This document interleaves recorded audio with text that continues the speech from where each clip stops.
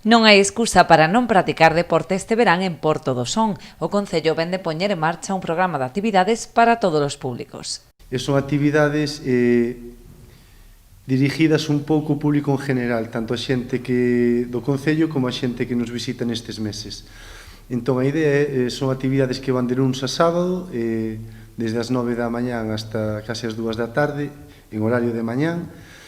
Van a ser no xardín, en caso de que o tempo permita, faga bo e non faga unha nordestada moi grande. No caso de que non sexa así e faga mal tempo, as actividades trasladaranse ao pabillón Santa Irene, onde xa se desenvolven os martes e os xoves clases de ximnasia de mantemento e fit training. Despois tamén teríamos 2 días a semana, que son os martes e os jueves, actividades deportivas, pois xa serían no pabillón, que nestes momentos están posto gimnasia de mantenimiento de maiores e fit training.